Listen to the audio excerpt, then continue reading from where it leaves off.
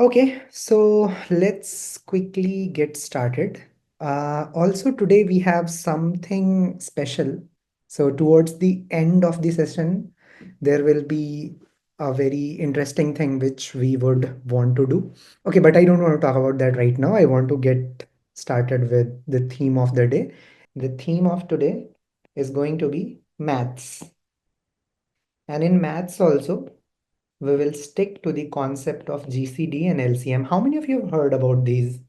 I'm pretty sure you'd have heard about these things even as child, right? So this GCD and LCM are the same GCD and LCM that you learned in your childhood. Now, I'll share one interesting thing that I got to hear from somebody who, teaches with us. So based on his experience, he told us that, there are a lot of people who want to improve their coding skills, who want to become good at DSA, but whenever they are struck with maths, they run away.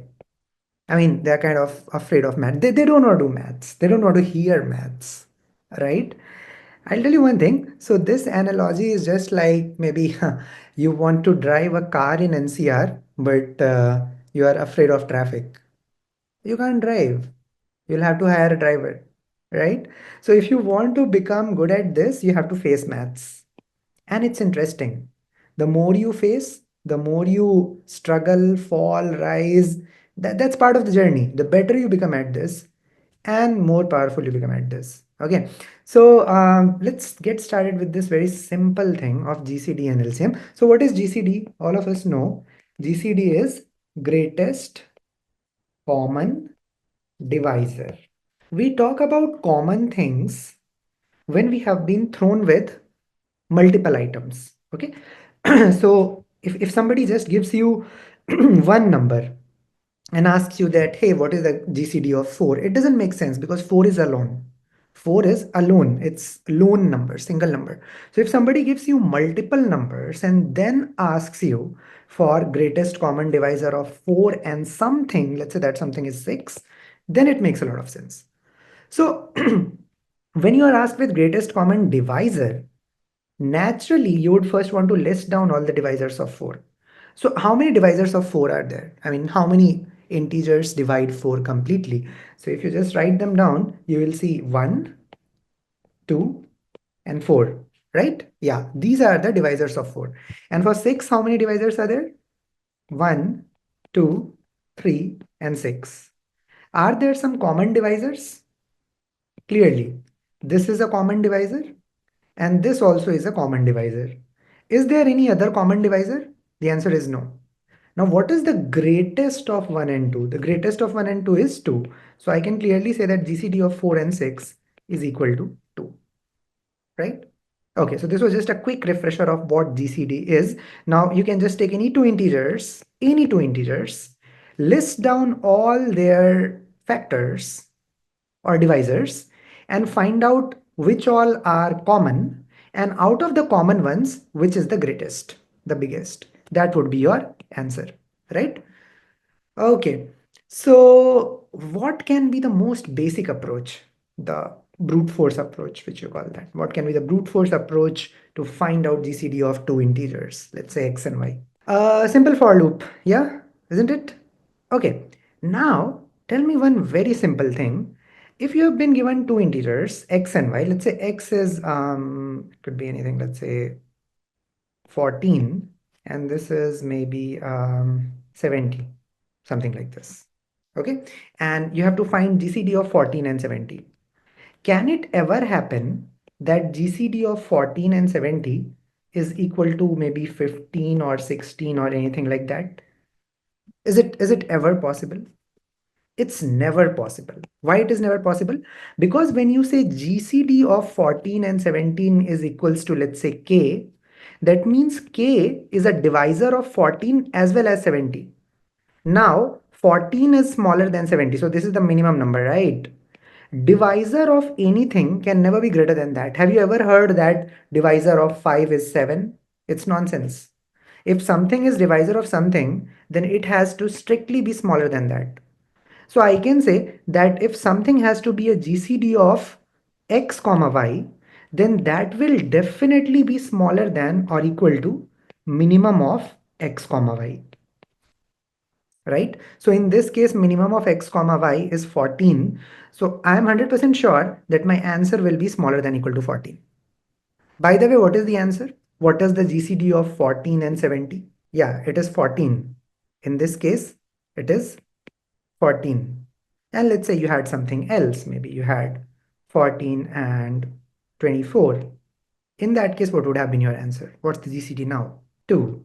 Again, you can see that is smaller than 14. So GCD will always be smaller than equal to minimum of the two numbers. So yeah, what I can simply say is that, hey, because my GCD will be something which will be lying in between 1 to minimum of x comma y, so I can write a loop from 1 till here. And because I'm interested in the greatest one, so it's better to write the loop in reverse manner. So just write a loop for k equals to minimum of x comma y and k greater than equal to 1, k minus minus.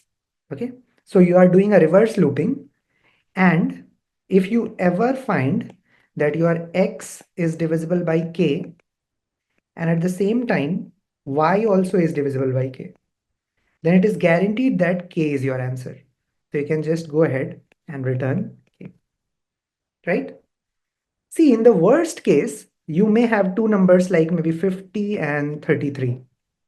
What is their GCD? Their GCD is 1. Because 1 is always a factor of every number. I mean, regardless of what your first number is, and regardless of what your second number is, 1 will always be a common factor, right? So I can say at min, my answer will be 1, right? And at max, my answer will be min of x comma y. Okay, now when you look at this code has a time complexity of min of x comma y, right? Now, if both x and y are very large, let's say x is something around 10 power 10 and y is something around 10 power 15, then this thing will give you TLE. Now, in order to improve this, I mean, we already know an improved version of this. In your childhood days, do you remember how did you use to find GCD? Can you tell me how did you use to find GCD in your childhood days? I mean, how many of you remember how we used to find that? So if we were given, let's say, two numbers, yeah, 14 and 24, we used to perform repeated division, right? And some of you might have heard the same thing has a name called as Euclid algorithm, right? Yeah, you call GCD has another name, HCF. It's the same thing. See, C is same, common.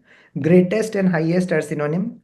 Divisor and factor are synonym, right? So whether you say GCD or HCF, it means the same thing. So how you used to find in your childhood was you take the two numbers and then you repeatedly divide them. Okay, so let me open another page. Yeah.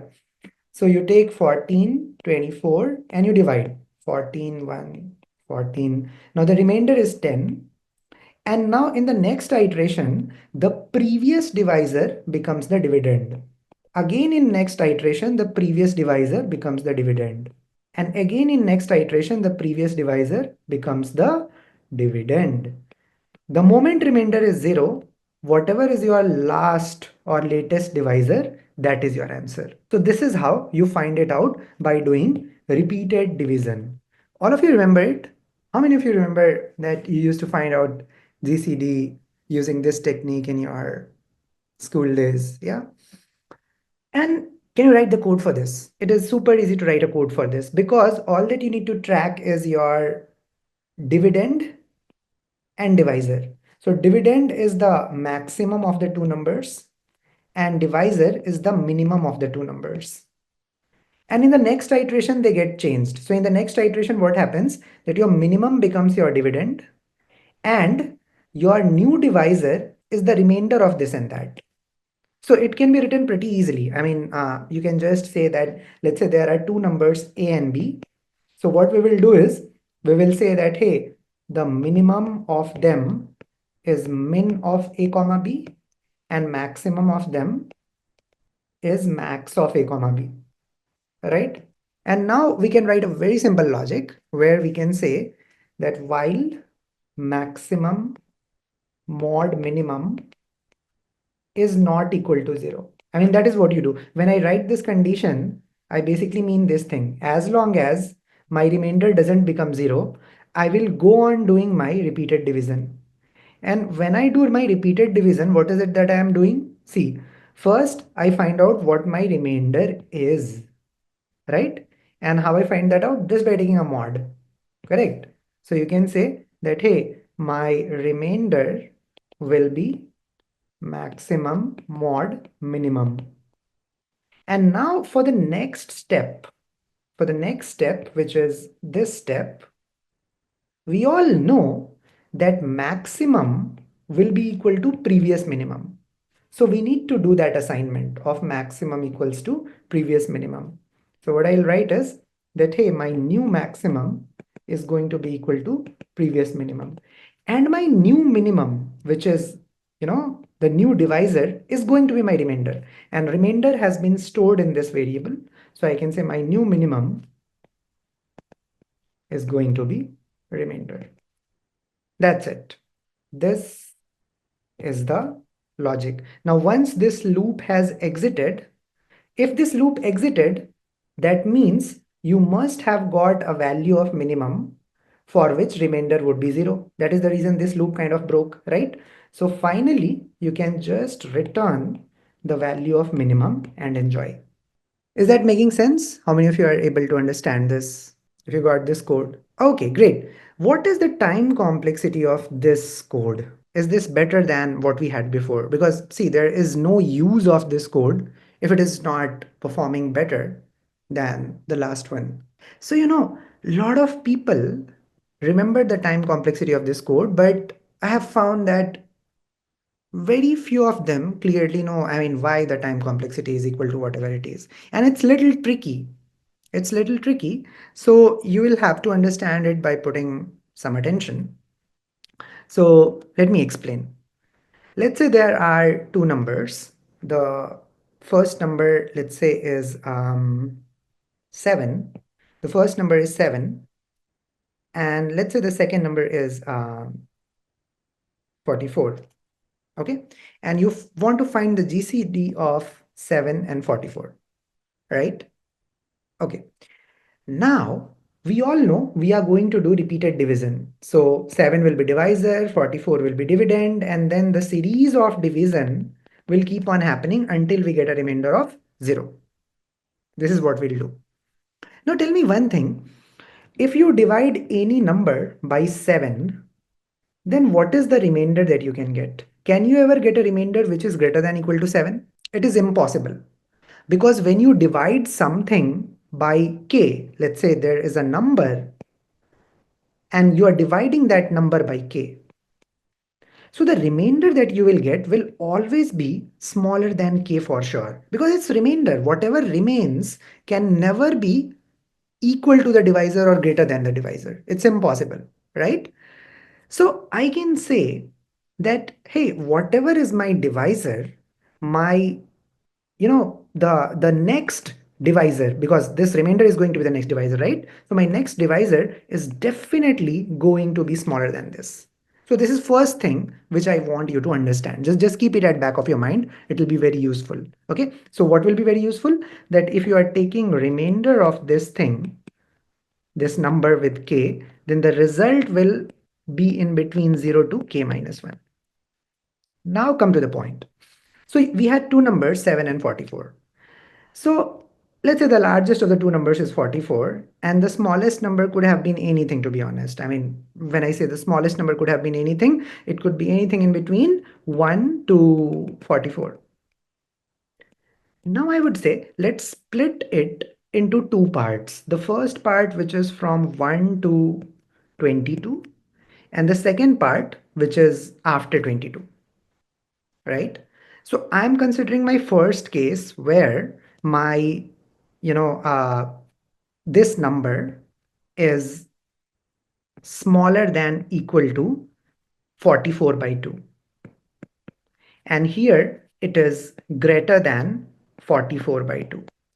Now you will quickly understand why I am even considering these cases. So if the smaller of the number is smaller than equal to 44 by 2, in that case, can I say, okay, let's call it A. In that case, can I say that this thing will be smaller than A, right? For sure, it will be smaller than A. We all know that if we take remainder of something by K, the result is smaller than K. Now, if you remember, A itself was smaller than equal to 44 by 2. So I can say that whatever remainder I am going to get, that will be smaller than equal to 44 by 2. If my divisor belongs to the first case. Do you understand this point? For the first case, just for the first case, do you understand it? That if my divisor is in between 1 to 22, which is if my divisor is smaller than equal to the half of this, then my remainder will also be smaller than the half of this, right? Because we know that if you divide something by a, the remainder is going to be smaller than a. So this a is basically, we saw it is going to be smaller than equal to b by 2, right? Okay, now let's consider the second case. The second case is where my divisor is greater than the half, is greater than the half. So if it is 23 or 24 or anything like that, if you try to divide 44 by any number which is greater than 22, maybe 23, or maybe 25, or maybe 30, then can you tell me what will be your quotient? Your quotient will always be 1. It will always be 1, right? Because this thing is greater than the half. So 2 times of this will be greater than this. 23 into 2 is 46. 25 into 2 is 40. 30 into 2 is 60, right? Now, when that happens, it means you will be subtracting 23. Here you will be subtracting 25. Here you will be subtracting 30. Basically, you will be subtracting a number which is greater than 44 by 2. Now, if you subtract a number which is greater than 44 by 2, the result will definitely be smaller than or equal to 44 by 2. So what I basically am trying to say is whether your divisor belongs to the first part or your divisor belongs to the second part, your remainder is always it is smaller than the half of this, smaller than or equal to the half of this. Like you can consider a case, a quick case. Let's say you have got something like 15. Now, consider a number which is smaller than 15 by 2. So from 1 to 15, there is one range from 1 to 7 and 8 to 15. Consider a number which is smaller than 15 by 2. For example, 4. So what is the remainder that you are going to get? The remainder that you are going to get is 3, which is smaller than half of 15. Now, in the other case, consider a number which is greater than 15 by 2. Maybe consider 11. So if you divide by 11, we know that the quotient will be 1 and you will be subtracting 11, which is greater than the half of 15. So your remainder again will be smaller than the half of 15. So the point is that whether your divisor belongs to this group or belongs to that group, your remainder is always going to be smaller than or equal to the half of this, half of your previous dividend.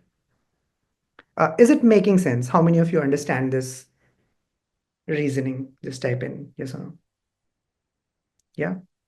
If you understand this reasoning, then it is pretty easy to say that if there are two numbers a and b, where a is the smaller one and b is the larger one, and if we do repeated division, the next thing will always be, smaller than equal to b by 2. And then again, if you perform another round of division, whatever you will get over here will be smaller than equal to the half of this. So I can say that in the worst case, what can happen is that the remainders that we are getting are all exactly equal to the half of previous one.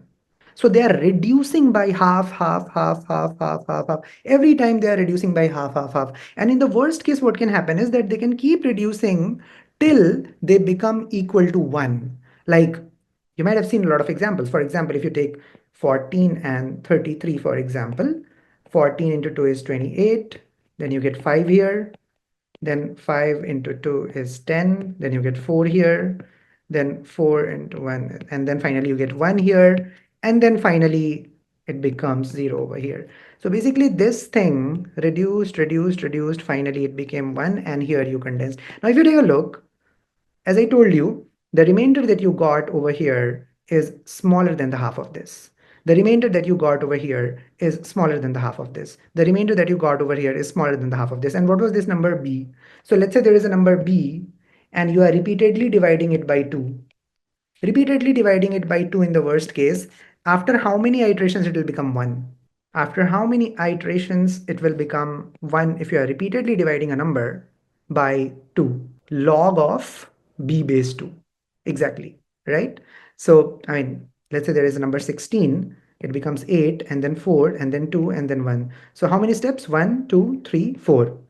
And 4 is nothing but log of 16 base 2.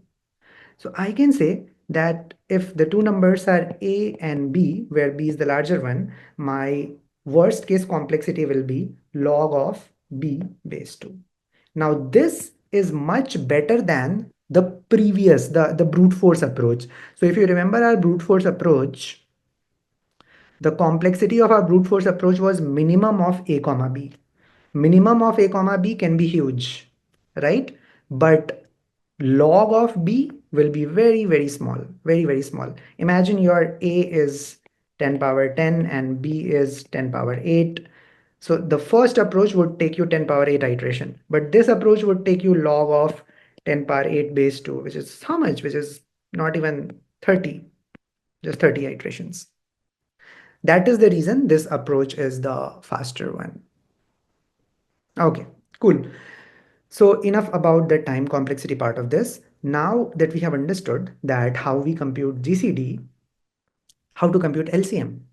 What is LCM? It is lowest common multiple. So this is different. It is multiple. So what is multiple of a number? Let's say you have a number 7. The multiples of 7 are 7, 14, 21, which is the multiplication table of 7, right?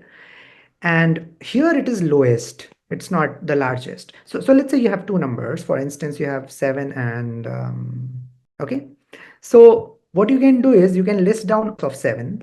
The multiples of 7 will be 7, 14, 21, 28, 35, 42, dot, dot, dot. Similarly for 5, there will be 5, 10, 15, 20, 25, 30, 35, 40, 45, dot, dot, dot. So out of all the multiples, which is the smallest common multiple? So if you really hunt here, what is the smallest common multiple? It is 35. So I would say that the answer over here is 35. So again, like if you have to find the LCM of two numbers, you can pretty easily find it by looping. You can say that if two numbers are given to me, let's say A and B. If the two numbers are A and B, and let's say A is the smaller one and B is the larger one, then can it ever happen that your so let's take a concrete example. Let's say you have 14 and 16. Can your LCM ever be smaller than 16? Never. Because when you say multiple of something will always be greater than equal to that thing. So if let's say K is the LCM of this and this, K has to be greater than equal to this as well as greater than equal to that. So I would say that LCM of two numbers is always greater than equal to max of the two numbers. And in the worst case, it will be equal to A into B. Because if nothing is LCM, A into B will be LCM. Like in case of 7 and 5, 7 into 5, because we all know it's common sense, right? 7 into 5 will be divisible by 7 also, and it will be divisible by 5 also. So you can just write your loop from this to this, and whatever is the first number which is divisible by both of them will be regarded as LCM. So do you understand this approach of finding out the LCM? So this again will have a huge time complexity. Like you can see, you will really need to iterate from max of a comma b all the way till a multiplied by b. There is a formula, you must have heard of it in your school days, that GCD into LCM is equal to A into B. Have you heard of this? and it can very easily be proven. It's very easy to prove it. We'll prove it at some point of time. But this is a very well-known formula. Do you remember it? How many of you remember this formula from your school days? If you do not remember, then here it is. Please remember it now on. GCD into LCM is equal to A into B. Okay. So if you have found out GCD, you can find out LCM by using this formula. You can say A into B divided by GCD. Job done. So if GCD is taking log of B time, then LCM will also take log of B time, because the only extra step required is to perform this division, which can happen in constant amount of time, right? Okay, so basically what we learned over here is that GCD and LCM, what their definitions are and how we can go about finding them, how we can go about calculating them, right? Okay, now let's proceed ahead and pick some questions. Okay, so let's pick our first question. This is a simple one. Let's see how many of us are able to nail this. So we have been given a positive integer, which is n. Okay, and we have been given two more integers, a and b. They are also positive. Okay, what we have to do is we have to find out the natural numbers count of natural numbers between 1 to n, which are divisible by at least a or b or both. So if you read through the question, it basically says that how many natural numbers are there? All of you understand natural numbers. Natural number starts from 1. Okay. So how many natural numbers are there in between 1 to n? What is n? N is your input, right? N is your input, which is a positive number.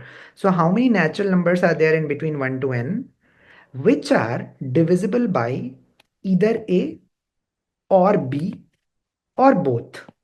So that is what the requirement is. You can understand it more through an example. So we'll quickly take an example to make things much more easier. Yeah. So let's see an example. Let's say the value of n is equals to 10 and the value of a is 2 and b is 3. Can you tell me the answer? So let's list down the natural numbers from 1 to 10. They are 1, 2, 3, 4, 5, 6, 7, 8, 9, and 10. Now, how many of them are divisible by either 2 or 3 or both? Yeah, so some of you have written an expression and that looks good. All right. Yeah, so here, if you try to find out, you will see that 1, this is neither divisible by A nor divisible by B. 2 is all right because 2 is divisible by A. 3 is divisible by B. 4 is divisible by this. 5 is divisible by none of them. 6 is divisible by both of them. 7 is divisible by none of them. 8 is divisible by 2. 9 is divisible by 3. And 10 is divisible by 2. So 1, 2, 3, 4, 5, 6, and 7. So my answer should be 7. So all of you understand the question, what is being asked for here? Yes or no? So tell me, how can we solve this question? One way to solve this question is what a lot of people do is they write for loop. They write for loop from 1 to n and they check if this number is divisible by at least a or b or not, and based on that they increase the count. What will be the time complexity of that approach? It will be order of n. And if n is very high, you will get a TLE. So can we do it little faster? So here some of you expressed a formula. In fact, many of you are. And let me give some insights into it. See, if I ask you a very simple question that, let's say you have n, which is anything, maybe 15. And let's say you have a, which is 2, and b, which is 3. Can you tell me how many multiples of 2 are there in between 1 to 15? Can you quickly tell that? It will simply be 15 by 2, isn't it? 15 by 2, because every second number will be a multiple. every second number will be a multiple. So if there are n numbers, then the multiples of 2 will be n by 2. And with the same logic, I can say that, yeah, can you tell me how many multiples will be there for b? I mean, if b is 3, how many multiples will be there? N by 3, exactly, n by 3. Because you would say that, hey, listen, every third number will be a multiple, every third number, 3, 6, 9, and so on and on. So can't I say that my answer will simply be equal to n by 2 plus n by 3? Can't I say that? No. Why? Because there are some common ones. Very good. Like you can easily see 6. 6 will get counted 2 times. When you do n by 2, 6 will be captured, and when you do n by 3, 6 will be captured in that also. So you need to minus something. What is it that you need to minus? Tell me. Yeah, 12 also. 12 also will be common because 12 will be a multiple of 2 as well as a multiple of 3. Minus n by 6, which is a good idea. Yeah, this is a good idea because if you see the multiples of 2 from 1 to 15, they are all 2, 4, 6, 8, 10, 12, 14. And multiples of 3 are 3, 6, 9, 12, 15. And what are the common ones? The first common one is this 6, and the second common one is that 12. So what you did is when you said minus n by 6, then you deleted all the multiples of 6. You deleted all the multiples of 6. So that would give you answer. That's totally right. But tell me one thing, how can I generalize this solution? So I can see a lot of you are generalizing it in this manner. You are saying that your answer will be equal to n by a, which is multiples of a, plus n by b, which is multiples of b, minus n by a into b. How many of you feel this is the right logic? And some of you are giving away some different formula. So I'll touch base on that. So there is one problem with this. Yeah, if you try to realize, there is one huge problem with this. Let's take the value of a as 4 and the value of b as 6 and the value of n as 12. If you use this formula, what is the result that you will get? You will get 12 by 4 plus 12 by 6 minus 12 by 24. What is this value? Can you quickly tell me what is this value? 12 by 4 is 3, 12 by 6 is 2, and this is 0. So this thing is 5. But tell me, what is the real answer?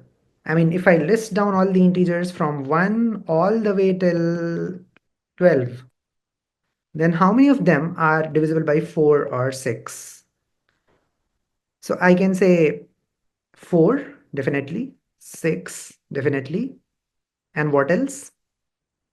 8 and 12, right? So these are the ones which are, okay? But here the answer that I am getting is 5. So it is wrong. Why it is wrong? Because in this case, if you take a look, 12 is something which is a common multiple of 4 and 6. And in fact, it is not just multiple, it is least common multiple. It is LCM of 4 and 6. So what it means is that whenever you list down the multiples of two numbers, let's say you have two numbers, okay? The first number is 4 and second number is 6. If you list down the multiples of 4, which are 4, 8, 12, 16, 20, 24, 28, 32, 36, and so on. And if you list down the multiples of 6, 6, 12, 18, 24, 30, 36, 42, you will see which are the repeated ones. The repeated ones are 12, 24, 36. So repeated ones are basically multiples of 12, which are the multiples of LCM. Yeah. So what you have to do is you have to find out the LCM of A and B, and then you have to write this expression. N by A plus N by B minus N by LCM of A comma B. This is the actual answer. Do you understand why this is the actual answer? Okay. See, it can also be understood pretty easily in this manner. When you say some multiples of 2, so let's say there are some multiples of 2. There are 2, 4, 6. And when you say some multiples of 3, let's say there are some multiples of 3. There are 3, 6, and 9. Now you have to find out that how many numbers in between, let's say 1 to 9, are multiple of 2 and 3. So you will do this set plus this set. So this area gets covered 2 times. So you have to subtract it once. So this subtraction is exactly that. So you can understand it in this manner also. That you're basically supposed to take union of these two sets. Now whenever you're taking union of the two sets, this intersection area is repeated twice, and that is exactly what we are subtracting from here. So somebody can now extend this question to you in a different format and say that, hey, tell me how many numbers are there which are in between 1 to n, and they are divisible either by a or by b or by c or by any combination of them. So let's say a is 2, b is 5, and c is 7. So how would you solve this question? So in this question, you can use the same idea. You can say, let's say there is first set of numbers which are divisible by 2. Second, so divisible by 2, which is a. Then second set of numbers which are divisible by b. Okay, so the question is, it's the same question. So let's say how many numbers are there in between 1 to 90 which are divisible either by 2 or by 5 or by 7. So earlier you just had a and b, this time you have a, b, and c. So either by A or by B or by C. You got the question? Okay. So let's say this is the set which is composed of numbers divisible by 2. This is the set which is composed of numbers divisible by 5. And this is the set which is composed of numbers divisible by 7, which is my C. So in this case also I have to find the union, isn't it? Do you understand? In this case also, you have to find the union of these three sets. Union of two sets was pretty simple. That n by a plus n by b minus this intersection. How will you find this thing out? So here you will see that there are multiple things which are repeated. See, can you tell me how many times this area is repeated? I mean, if you just look at this particular area, it has come because of this and it has come because of that. Similarly, if you look at this area, it has come because of A and because of C. And if you look at this area, again, it has come because of B as well as C. So if you say that n by A is the number of elements divisible by A, you are getting this huge circle for that. And if you are saying n by B is the number of elements divisible by B, you are getting another huge circle for that. And then if you are saying that n by C, then for n by c, you are getting this huge circle. Now you have to perform some subtractions. So you have to tell me what subtractions you have to perform. So you would say that because this area came 2 times, so I need to get rid of it 1 time. Okay. Now in this area, which multiples will be there? Multiples of LCM of a comma b. So I'll have to do minus n divided by LCM of a comma b. Right? Similarly, if you clearly look at this area, in this area, what kind of multiples will be there? You tell me. There will be multiples of LCM of A and C. So I'll have to do subtract n by LCM of A comma C. Okay. Final area, which is this. In this area, what kind of multiples will be there? Here you will have multiples of B, multiples of the LCM of B comma C, B and C, right? So you would do subtract n divided by LCM of B comma C. Now tell me one thing. What about this little area, this area which is intersection of all the three? So this area got added 3 times when you did this, this and this. But when you did this and this area got deleted also 3 times because it got deleted by this, it got deleted by that, and it got deleted by this. So we have to bring it once, right? This poor area got added 3 times, got deleted 3 times. So you need to bring it once. To bring it once, you have to do a plus n divided by what? divided by LCM of A as well as B as well as C, because here you will have those numbers which are multiples of A as well as B as well as C. So if you know the LCM of A comma B comma C, you're done. So yeah, this is the expression for finding this answer. How many of you understand it clearly? So this is what is the concept of inclusion, exclusion, right? You include some, you exclude some, you include some, you exclude some, and that's how you kind of keep going on. Okay, cool. Let's keep moving. Okay, I want to tell you one more important thing. See, if somebody tells you that, hey, find GCD of multiple elements, let's say find GCD of 4, comma 5, comma 1, comma 14, comma 6, whatever it is, you can do it pair by pair. So you can always say that, hey, first I'll find GCD of 4, comma 5, and then whatever the result is, I'll find its GCD with, let's say it is 10. I'll find the GCD of that with 10, and then whatever the result is, I'll find the GCD of that. So you can always do it pairwise. First find the GCD of these two, then whatever the GCD of this, that with this, that with this, that with this. So you can always find GCD in pairwise manner, and the same thing is true for LCM also. You can all, so just like how you add numbers pairwise, you add the two numbers, and then whatever is the result, you add to that, and whatever is the result, you add to that. In the same manner, you can do GCD and LCM also. Okay. Okay, all right. Now let's take a question. It's an interesting question which was recently asked in an Amazon interview. So let's see how many of you can solve it. Um, so the question was that we have an array. Listen to the question very carefully, otherwise you might get a little confused. You have an array. It contains some integers.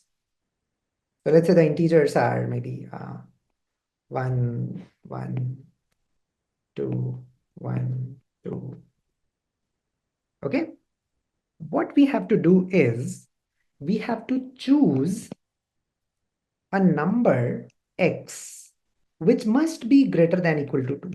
This is very, very important. Okay, x must be greater than equal to 2. It's important requirement. We have to choose a number x which is greater than equal to 2 such that all elements of array can be chunked in the groups of size x, and all elements inside a group are same. Okay, it might seem a little daunting, but it's pretty easy. So I'll just explain and you just hear clearly and you'll understand it in one go, just one go. So we have to choose a value of x which is greater than equal to 2 so that all elements of my array, all these elements can be chunked in the groups of size x.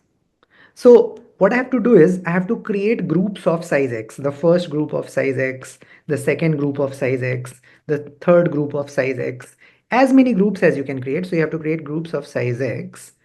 And the requirement is that in every group, the elements that you have put should be same.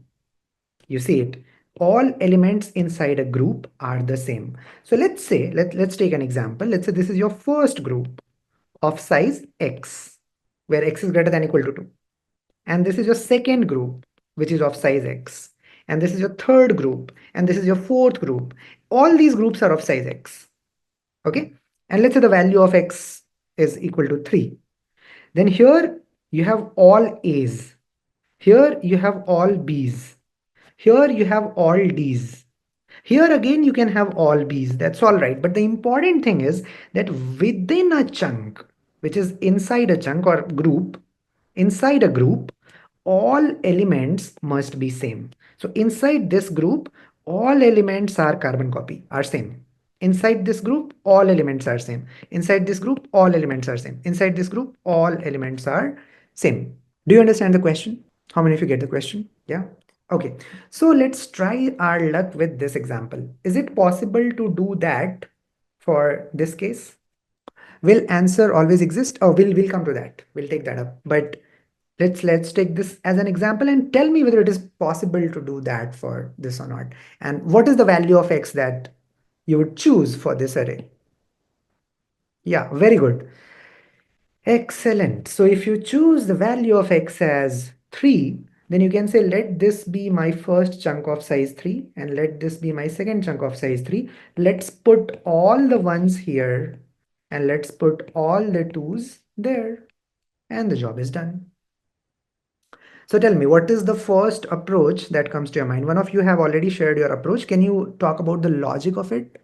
Finding the GCDs of whatever. And many of you are thinking in terms of frequency. Okay, very good. So you are thinking in terms of frequencies of element. So what to do with frequency? What should I do with this frequency thing? LCM. Oh, okay. So why do you want to find LCM? Somebody also said GCD. For finding frequency, you can use a hash map, and there are multiple other approaches. I mean, you can also use a frequency array. That's a trivial thing. Finding the frequencies is not hard.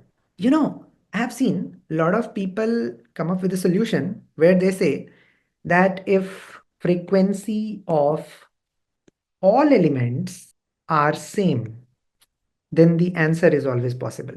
Like in this case, frequency of 1 was also 3 and frequency of 2 was also 3. So you could clearly say that, hey, let's have two chunks of size 3 and dump all the 3's inside this and dump all the 2's inside that, right? So how many of you got this kind of approach and are probably thinking around this that let's just check if all the frequencies are same or not. If all the frequencies are same, then whatever that frequency is will be our answer.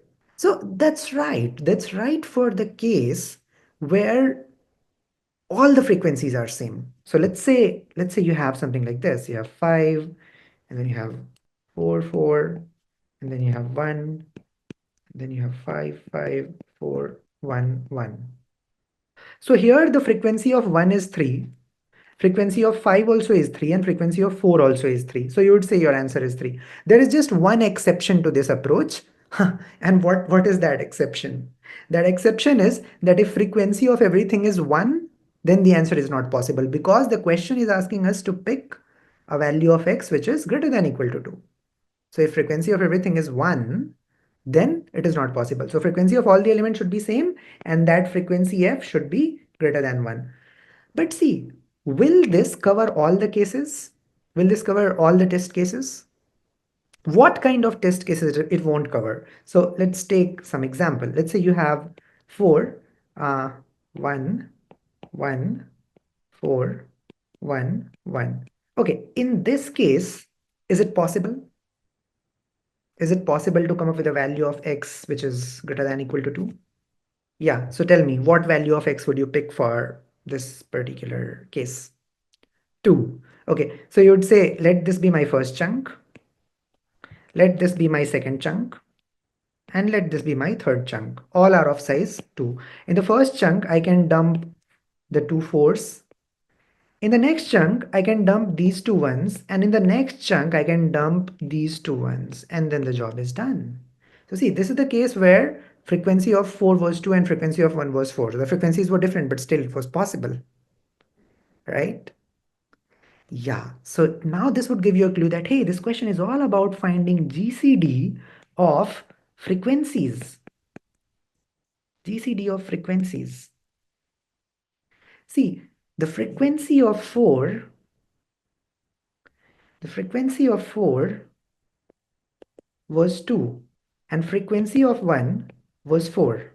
So when frequency of 4 is 2, that means there are 2 4's. And when frequency of 1 is 4, that means there are 4 1's.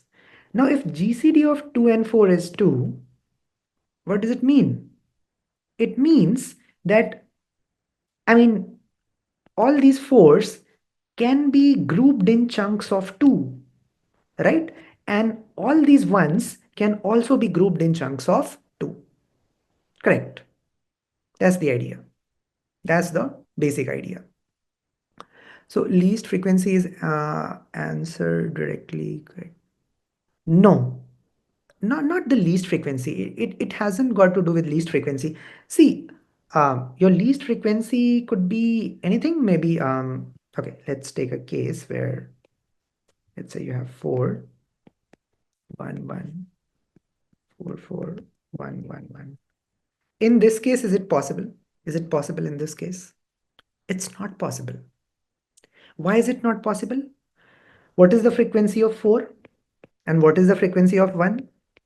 5, right? And what is the GCD of, 3 and 5? It is 1, right? See, frequency of 4 being 3 means there are 3 instances of 4 and there are 5 instances of 1, right? And if GCD is 1, that means, if GCD of 3 and 5 is 1, that means you can just put them in chunks of size 1, 1, 1, 1, 1 and chunks of size 1, 1, 1, 1, 1. Right? But if the GCD would have been something different, if the GCD would have been maybe 2 or 3 or something like that, in that case, the answer would definitely have been possible, right? So you can just go on to have some other example where you can say, maybe, let's say you have 2, 3, 2, 2, 2, 2, 2, okay? So 1, 2, 3, 4, 5, 6.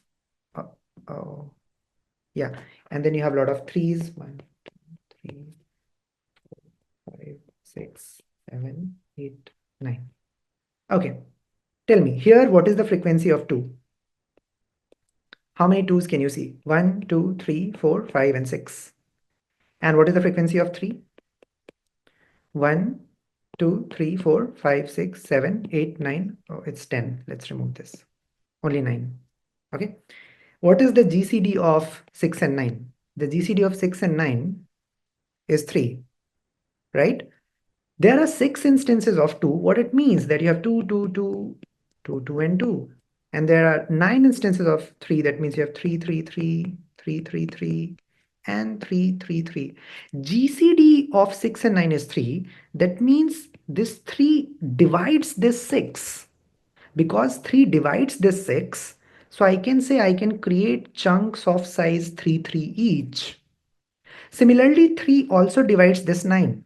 Because this 3 divides this 9, I can create chunks of size 3, 3, 3 each. Do you get the idea now that why we are taking the GCD and checking if that GCD is greater than 2 or not? So if GCD of all the frequencies, if GCD of all the frequencies is greater than equal to 2, then it is possible to perform this split. And if it is equal to 1, if the GCD of frequencies is equal to 1, then it is not possible. So the question is just that. So all that you have to do is, you have to first find out the frequencies, and then you just have to take GCD of all those frequencies. And depending on what that is, we will either say we can split or we cannot split. Okay? How many of you understood this? There is one more question. Let's do it. It's a little challenging, but we like challenges, right? The hardest problem ever, but don't get intimidated by that. It's just a good question, not a very hard question. Okay, so tell me one thing. What is the value of GCD of 1 comma x? If you take GCD of 1 with anything, what do you get? 1, of course 1. Because for this poor 1, there is only one factor. There is only one divisor. This may have multiple, but this will definitely have 1.